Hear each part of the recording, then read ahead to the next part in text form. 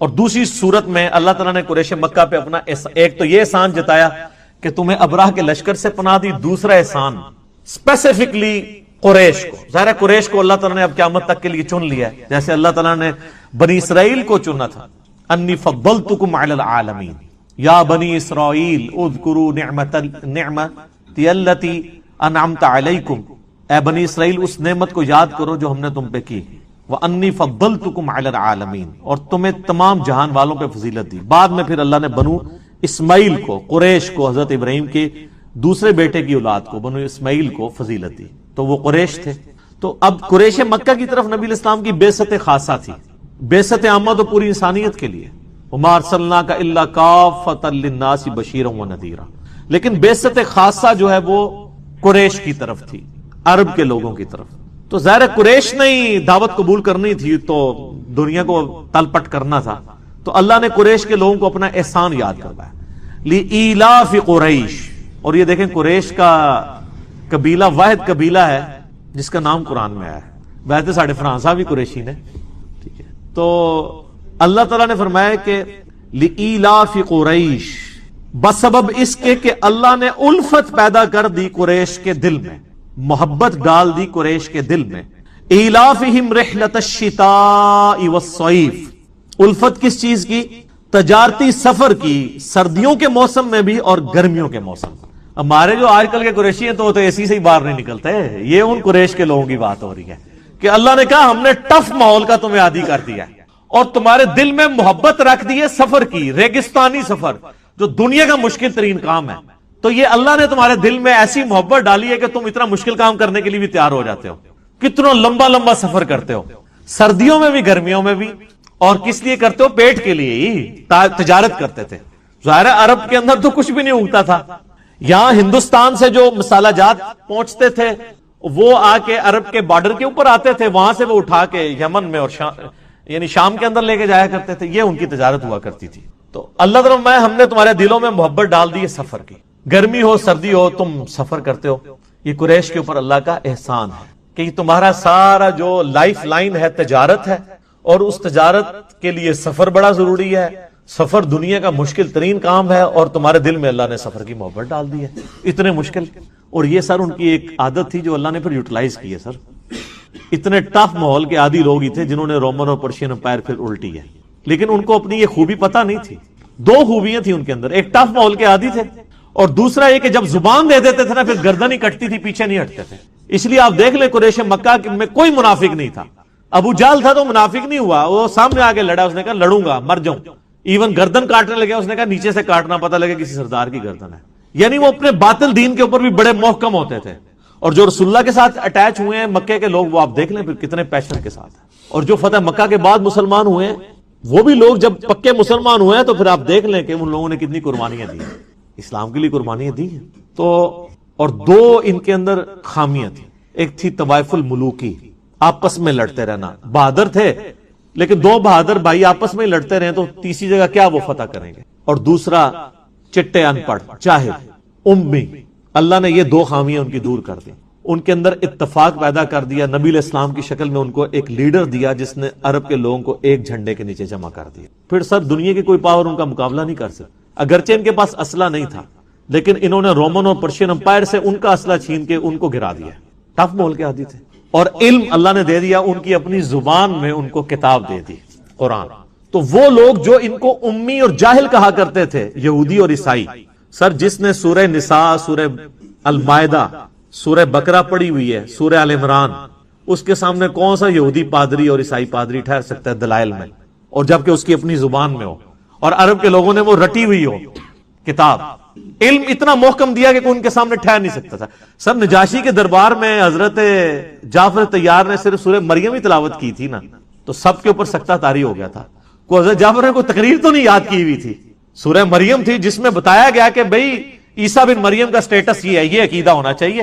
تو پھر نجاشی نے بھی ایک تنکا اٹھا کے کہا تھا کہ عیسیٰ اس تنکے سے بھی زیادہ نہیں ہے جتنا اس نے بیان کیا، یعنی منون اتنا ہی ہے، یہ تنکے جتنے بھی ایڈیشن نہیں ان میں کی جا سکتی. اللہ کے بندے ہیں. تو یہ اللہ تبارک و تعالیٰ نے قریش کے لوگوں کے اندر خوبی رکھی تھی. تو اللہ تعالیٰ نے ان کو پھر یہ اس چیز احسان جتایا اپنا کہ دیکھو الفت پیدا کر دی ہے سفر کی کہ تم سفر اختیار کرتے ہو، تو اب پھر اس کا تقاضا کیا ہے؟ فَلْيَعْبُدُوا رَبَّ هَذَا الْبَيْتِ، جس گھر کا کھانا کھا رہے ہو، بیت اللہ کے نام کے اوپر قریش کے لوگ پورے عرب کے اندر ان کا ایک ٹیکا تھا، چودھری تھے یہ، ہر قافلہ لوٹا جاتا تھا، قریش کا قافلہ کوئی نہیں لوٹتا تھا۔ وہ کہتے تھے یہ تو کعبے کے متولی ہیں، ٹھیک ہے، اور یہ بھی ان کو ڈر لگا ہوتا تھا کہ کعبے میں 360 بت رکھے ہوئے ہیں، اگر ہم ان کے ساتھ اینکی پینکی کی ہمارا بت ہی اٹھا کے پرے پھینک دیں گے، تو وہ بھی ان کو خطرہ رہتا تھا دوسرے قبیلوں کی۔ تو قریش کے لوگ بآسانی گرمی سردی سفر کرتے تھے ریگستان کا، اور بغیر کسی ڈر کے، دوسرا کوئی قافلہ بچتا نہیں تھا اور ان کے قافلے کو وہ ہاتھ نہیں ڈالتا تھا۔ ڈاکو تھے نا، آپ کو پتا، لٹیرے عرب کے لوگ، ان کا گزر بسر اس طرح ہوتا تھا قافلوں کو لوٹ کے۔ ظاہر ہے جب وہاں پہ کوئی اناج بھی نہیں اگنی، کوئی معدنیات بھی نہیں، تیل بھی تو ابھی آگے دریافت ہوا ہے نا، تو بیچارے کھائے پیئیں گے کہاں سے؟ اسی طریقے سے ہی کرتے تھے وہ۔ تو قریش کے لوگ تجارت کرتے تھے اور ان کو پروٹیکشن ہوتی تھی کعبے کی وجہ سے، خانہ کعبے کے نام کا وہ کھانا کھا رہے ہوتے تھے اپنی تجارت۔ تو اللہ فرمایا تو یہ صرف کھان پینے والا کام جو کیا ہوا ہے، فَلْيَعْبُدُوا رَبَّ هَذَا الْبَيْتِ، تو عبادت بھی کرو نا اسی گھر والے رب جس کا یہ گھر ہے، اس رب کی۔ ساتھ بت کیوں رکھے ہوئے ہیں، شرکا کیوں شریک کیے ہوئے ہیں؟ اس رب کی عبادت کرو جس کا یہ گھر ہے، کعبۃ اللہ۔ الذی اطعمہم من جوع، وہ اللہ جس نے تمہیں کھلایا جبکہ تم فاقے میں تھے، وآمنہم من خوف، اور تمہیں امن دیا خوف میں۔ سارے قافلے خوف کی حالت میں گزرتے ہیں اور قریش کے قافلے کو کوئی لوٹتا ہی نہیں ہے۔ کیسا امن دیا ہے؟ کس کی برکت سے؟ کعبے کی برکت سے۔ اور اسی کعبے کی برکت سے جو تم تجارت کرتے ہو، تمہارا سارا کھانا پینا اس تجارت پہ ڈیپینڈنٹ ہے، وہ بھی کعبے کا ہی کھا رہے ہو۔ تو اس کا تقاضا نہیں ہے کہ جس رب کا یہ گھر ہے اس کی پوجا بھی کرو۔ یہ اللہ نے ان کو احسان جتایا۔ یہ سورہ قریش آپ نے کئی بار سنی ہوگی، لیکن آپ کو پتہ نہیں اس کے اندر کیا قیامت ہے۔ یہ قرآن کی وہ سورت ہے، میں جتنی بار پڑھتا ہوں نا میرے پہ وجد طاری ہو جاتا ہے، میں اس زمانے میں پہنچ جاتا ہوں کہ کس لیول پہ جا کے اللہ تعالیٰ نے اس قوم کو، جن میں قریش کے اندر ہی پیغمبر کو بھیجا ہے، اور اس قریش کی قوم کو اللہ نے تیار کیا ہے دنیا کی امامت کے لیے۔ اس ایک چھوٹی سی سورت میں آپ دیکھ لیں، اللہ تعالیٰ نے پوری کی پوری ان کی ہسٹری لپیٹ دی ہے۔ کیا سوز و گداز ہے! یہ تو قریش کے لوگ جب یہ سورت سنتے تھے تو پھر ان کی چیخیں نکلتی تھی کہ اللہ ڈائریکٹ ہم سے مخاطب ہو رہا ہے کہ دیکھو تمہیں اللہ تعالیٰ نے دنیا کی امامت کے لیے اٹھا لیا ہے، اس گھر کی وجہ سے سب کچھ کرتے تھے، اب وقت آ گیا کہ تم ہمارے پیغمبر کے ساتھ ملو، ان پہ ایمان لے کر آؤ اور خالص توحید کے ساتھ اللہ تعالیٰ کی عبادت کرو، تو دنیا میں پھر اللہ تمہیں امام بنائے گا۔ پھر امام بنایا نا قریش کے لوگوں کو، ایمان تو آخر میں لے کے آئے ہیں، کچھ لوگ شروع میں آ گئے لیکن پھر حق ادا کیا ہے، اس میں کوئی شک نہیں ہے۔ تو یہ جناب سورہ قریش ہے۔ ہمارے جو قاری حضرات ہیں انہوں نے یہ دو صورتیں رٹی ہوئی ہیں۔ ہر دوسری نماز میں الم تری کیف فعل، پہلی رکعت وچ پڑھ دینے، دوسری رکعت وچ کیا پڑھ دینے؟ لإیلاف قریش۔ اس قاری سے پوچھا جائے یہ جو تو پڑھ رہا ہے اس کا مطلب تجھے پتہ ہے کیا ہے؟ لإیلاف قریش ایلافہم رحلۃ الشتاء والصیف۔ کیا قیامت مضمر ہے، کیا سوز و گداز ہے اس صورت کے اندر۔ ایک یہ صورت ہے، اور دوسری انشاءاللہ اگلی دفعہ آئے گی اذا جاء نصر اللہ والفتح، جس میں نبی علیہ السلام کی وفات کی خبر اللہ تعالیٰ نے دے دی کہ اب نبی نے اپنا کام پورا کر دیا ہے اور لوگ گروہ در گروہ دین میں داخل ہو رہے ہیں، اب نبی علیہ السلام کی دنیا سے رخصت کا وقت۔ یہ دو صورتیں انتہائی سوز و گداز والی صورتیں، لیکن اس کے لیے جسے اسلامک ہسٹری پتا ہے، جسے پتا ہے کہ یہ دعوت کیسے اٹھی ہے اور چھا گئی ہے پوری دنیا کے اوپر، گراس روٹ لیول سے اٹھ کے چند لوگوں کے ذریعے اللہ تعالیٰ نے پوری دنیا کے اندر تبدیلی لے کے آیا۔ اگلی دفعہ انشاءاللہ آخری کلاس ہوگی ہماری، امید ہے انشاءاللہ۔ اللہ تعالیٰ سے دعا ہے جو حق بات میں نے کہی اللہ تعالیٰ ہمارے دلوں میں راسخ فرمائے۔ اگر جذبات میں میرے منہ سے کوئی غلط بات نکل گئی اللہ تعالیٰ ہمارے دلوں سے محو کر دے، ہمیں کتاب و سنت کی تعلیمات پر عمل کر کے دوسرے بھائیوں تک پہنچانے کی توفیق عطا فرمائے۔ اللہم صلی علی محمد وعلی آل محمد کما صلیت علی ابراہیم وعلی آل ابراہیم انک حمید مجید۔ اللہم بارک علی محمد وعلی آل محمد کما بارکت علی ابراہیم وعلی آل ابراہیم انک حمید مجید۔ سبحانک اللہم وبحمدک اشہد ان لا الہ الا انت استغفرک واتوب الیک وما علینا الا البلاغ المبین۔ جزاکم اللہ خیر۔ اور قبر پہ آپ ہاتھ اٹھا کے بھی دعا کر سکتے ہیں۔ صحیح مسلم میں اوپر تلے کئی احادیث ہیں کہ نبی علیہ السلام اکثر بقیع غرقد رات کے وقت چلے جاتے تھے اور ہاتھ اٹھا کے ان کے لیے دعائیں مغفرت کرتے تھے۔ حتیٰ کہ ایک حدیث میں تو آتا ہے عائشہ کہتی ہیں حضور میرے ساتھ لیٹے ہوئے تھے تو آپ نے گمان کیا میں سو گئی ہوں، صحیح مسلم میں حدیث ہے، تو چپکے سے آپ علیہ السلام اٹھے اور قبرستان چلے گئے، اور کہتی ہیں میں بھی پیچھے پیچھے بھاگتی ہوئی گئی کہ نبی علیہ السلام کہیں دوسری بیوی کے پاس نہ چلے گئے ہوں، تو میں نے جب دور سے دیکھا تو آپ علیہ السلام یوں ہاتھ اٹھا کے دعا کر رہے تھے، 3 دفعہ آپ نے ہاتھ اٹھائے اور پھر نیچے کیے، اور تو کہتی ہیں کہ میں بھاگتی بھاگتی دوبارہ آئی، اپنے بسترے پہ لیٹ گئی تاکہ آپ کو یہ پتہ نہ چلے کہ میں نے جو ہے وہ آپ کی جاسوسی کی ہے۔ تو کہتی ہیں لیکن میں ظاہر چونکہ بھاگتی ہوئی آئی تھی تو میرا پیٹ پھولا ہوا تھا، سانس پھولا ہوا تھا۔ نبی علیہ السلام واپس آئے اور آپ نے فرمایا کہ عائشہ تم نے گمان کیا کہ اللہ اور اس کا رسول تمہارے ساتھ خیانت کریں گے؟ کہ یا رسول اللہ میں نے تو یہ سمجھا آپ کسی اور بیوی کے پاس چلے گئے ہوں گے۔ تو آپ نے فرمایا کہ جب میں تیرے ساتھ لیٹا تو اس وقت جبرائیل علیہ السلام میرے پاس آئے اور انہوں نے کہا کہ اللہ تعالیٰ کی وحی ہے اور اللہ آپ کو حکم دیتا ہے کہ آپ اہل بقی کے لیے جا کے دعا کریں۔ ہائے ہائے، بقی والے کتنے خوش نصیب ہیں کہ اللہ اپنے فرشتے جبرائیل کے ذریعے اپنے محبوب کو کہہ رہے کہ ان کے لیے دعا کریں۔ سر دعا تو وہاں پہ بھی ہو سکتی تھی، قبر پہ جا کے، تو قبر پہ جا کے دعا کرنا یہ سنت ہے۔ نبی علیہ السلام کی صحیح مسلم کے اندر حدیث موجود ہے، میں نے تمہیں پہلے قبروں پہ جانے سے منع کیا تھا کیونکہ نئی نئی قوم جاہلیت سے پھری تھی، اب میں تمہیں حکم دیتا ہوں کہ قبروں پہ جاؤ تاکہ آخرت کی یاد ہے۔ قبروں پہ، مزارات پہ جانے سے تو آخرت کی یاد نہیں آتی، دنیا بھی برباد ہوتی ہے اور آخرت بھی برباد ہوتی ہے۔ جو کچھ وہاں پہ ہو رہا ہے آپ دیکھ رہے ہیں میڈیا کے اوپر، یعنی مزارات کے اوپر کس کس طریقے سے یعنی لوگوں کے ساتھ سلوک ہوتا ہے، کئی عورتیں اغوا ہو جاتی ہیں۔ تو قبروں پہ جاؤ تاکہ آخرت کی یاد آئے۔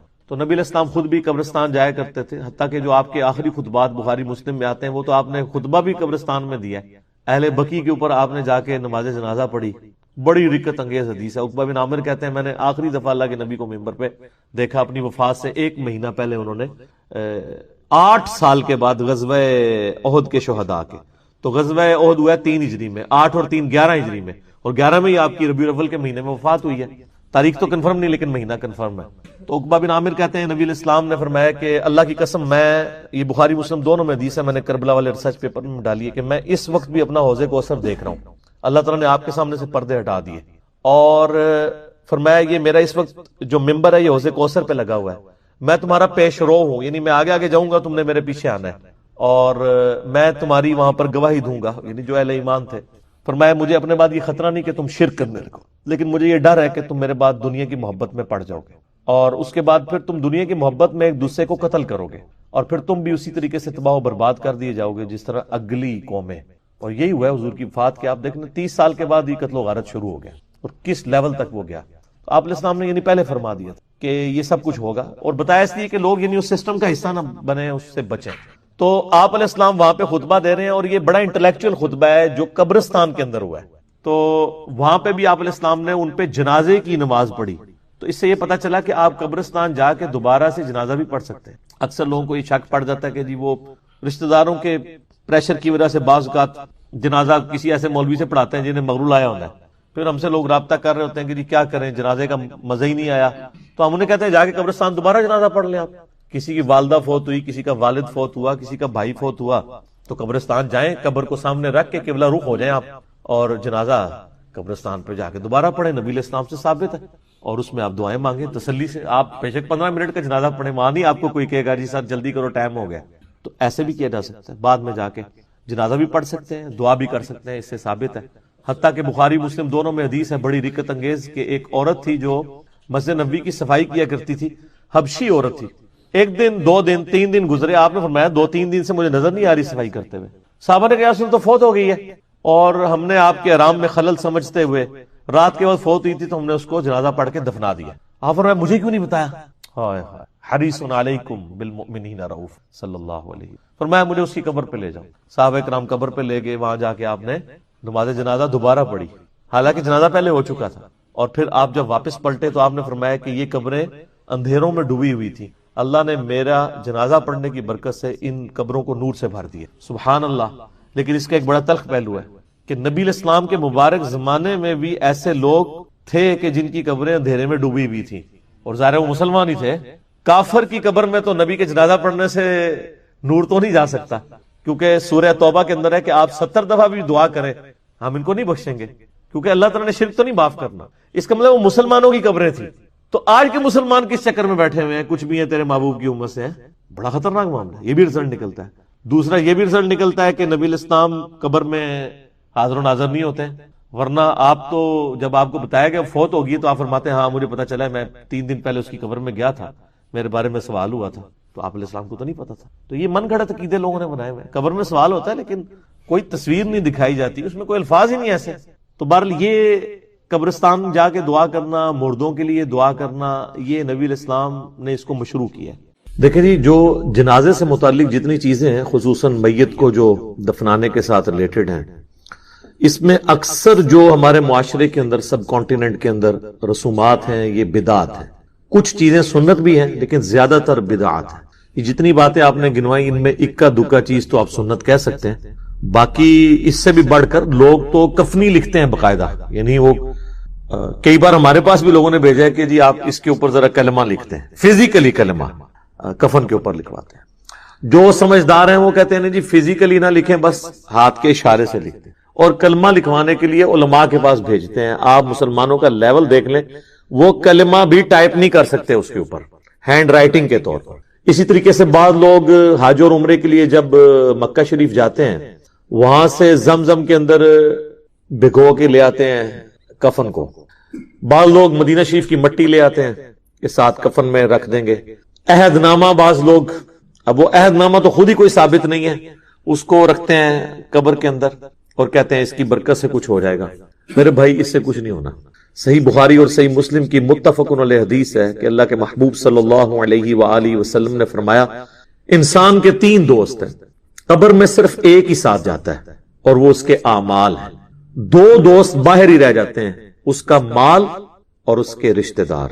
یہ قبر سے باہر رہتے ہیں. لہٰذا یہ قبر میں تو ان چیزوں سے کوئی نفع ہونے والا نہیں. جہاں تک پھول ڈالنے کا تعلق ہے تو پھول کی تو اصل کوئی موجود نہیں ہے. اس کو جس حدیث پر قیاس کیا جاتا ہے نا، وہ بھی بہت دور کا قیاس ہے.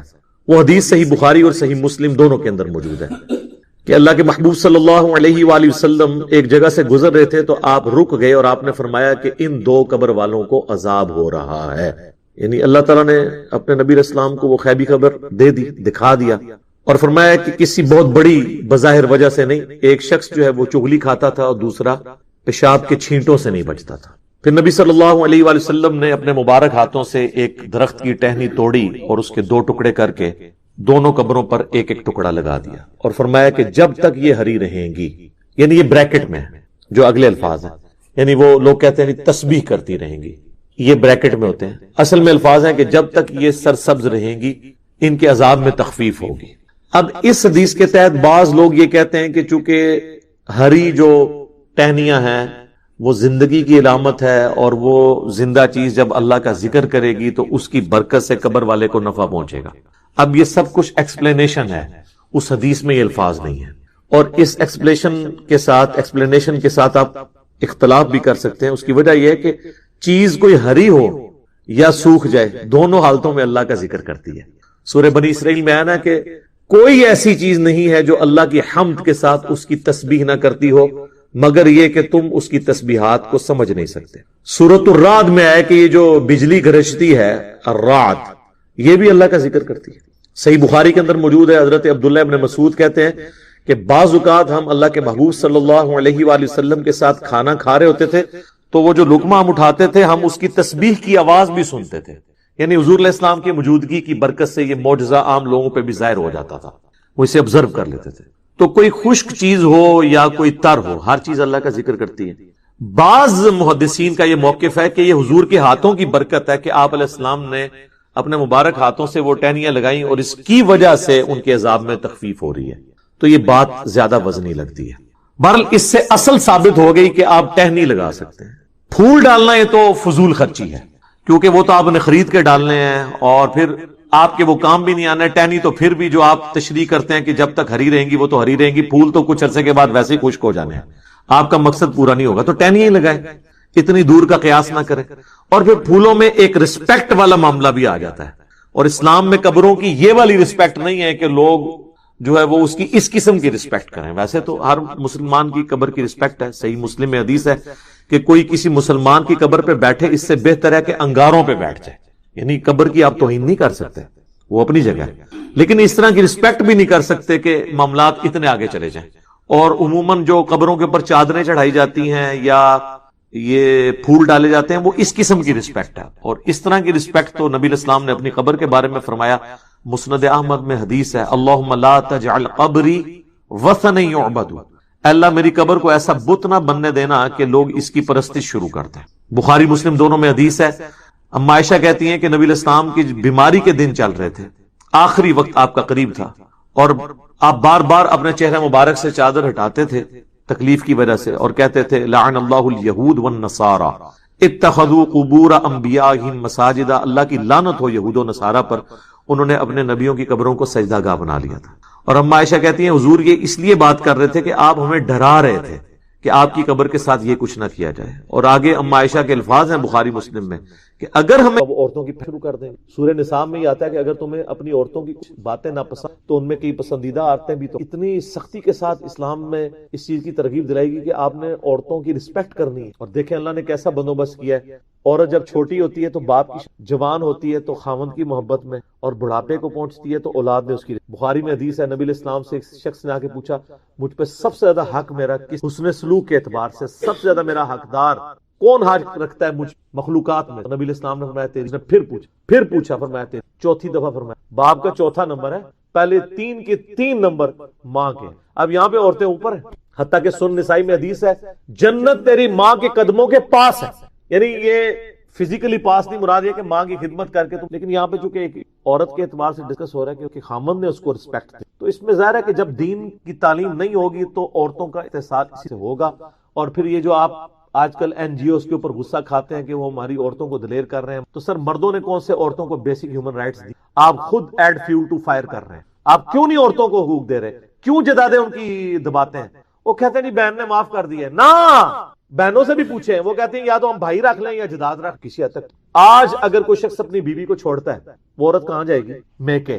اگر ماں باپ فوت ہو گئے تو بھائیوں کے پاس جائے گی. تو عورت پوری زندگی انسیکیور گزارتی ہے. کسی بھی خاوند کا دماغ پھرتے کو ٹائم لگتا ہے. پھر پاکستانی خاوند تو اس نے پیچھے بھی اپنا رکھا ہوتا ہے کہ اس نے مجھے چھوڑ دیا تو میں کہاں جاؤں گی. تو پھر اگر اس کو سیکیورٹی ہو کہ وہ پیچھے بھی میرے بھائی مسلمان ہیں، اگر میں نے جداد لی اپنا حق تو وہ میرے لیے فرعون نہیں بنیں گے اور کہیں گے اس کا حق تھا، تو وہ بے فکر ہو کے لے. اور یہ جو کہتے ہیں نا معاف کر دیا، میں ان کو کہتا ہوں پہلے جداد کی ان کے ہاتھ میں ان کا حصہ دیں، پھر میں دیکھتا ہوں کون سی بہن ماں. اس بہن کی اولاد ہی کہے گی کہ اما جی کیا ہویا جے آ کے رکھو، تسی نہیں رکھنا سانو دیو، بھرا نو کیوں دے رہی ہو.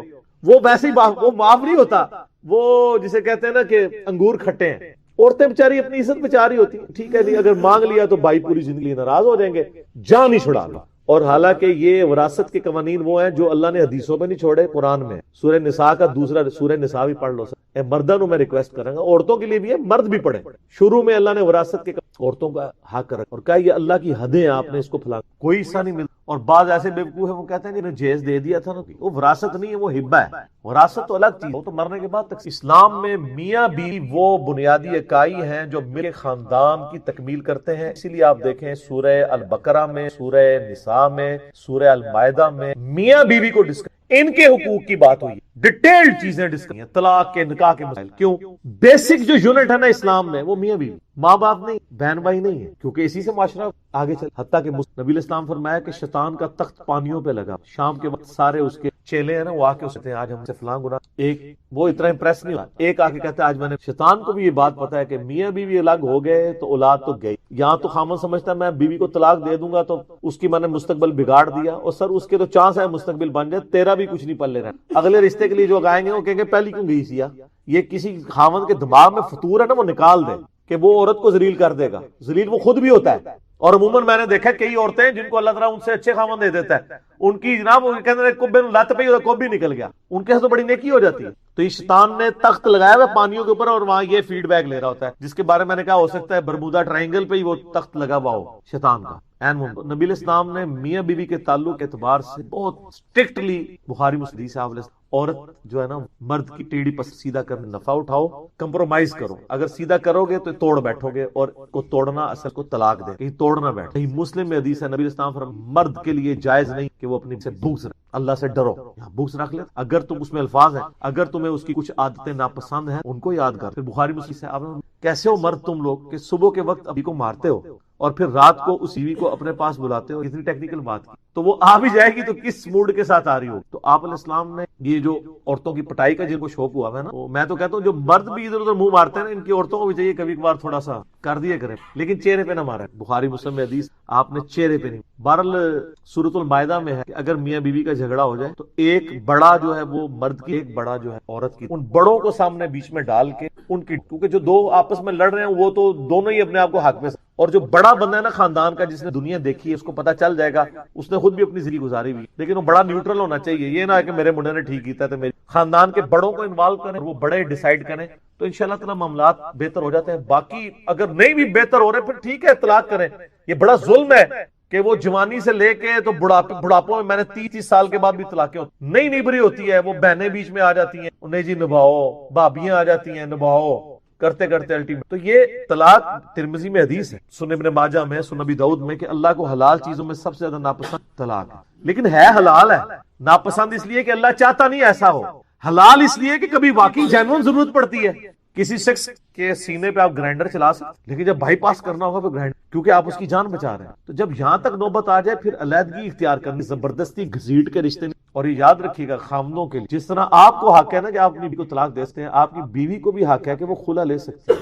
آپ اس کو، صرف یہ وعید ہے کہ جامع ترمذی میں حدیث ہے کہ جس عورت نے بغیر وجہ کے اپنے خاوند سے طلاق لی وہ جنت کی خوشبو بھی نہیں. لیکن دنیا میں طلاق اسٹیبلش ہو جائے گی، اس حدیث کی بنیاد آپ روک نہیں سکتے اسے. وہ اس کا معاملہ ہے کہ وہ وجہ وہ اللہ ڈیفائن کرے گا کہ اسے آپ وجہ نہ سمجھ رہے ہو اور وجہ ہو، یہ تو اس نے خود ڈیسائیڈ کر. تو جس طرح آپ کو یہ حق حاصل ہے نا، اور یہ جو بدماش قسم کے مرد نہیں طلاقیں دیتے ہیں، یعنی طلاق تو ہونی نہیں چاہیے، خلا ہی لے لیں، تو اس کا فائدہ یہ ہے کہ وہ مسند امام شافعی میں حدیث ہے کہ اگر عورت خلا لے گی نا تو وہ دوبارہ اس مرد سے دوبارہ شادی کر، لیکن اگر 3 طلاق ہوگی پھر نہیں کر سکتی. تو اگر کوئی عورت اس طرح کی ہو تو تنگ کر رہی ہے اور وہ جانا چاہتی ہے تو طلاق نہ دیں.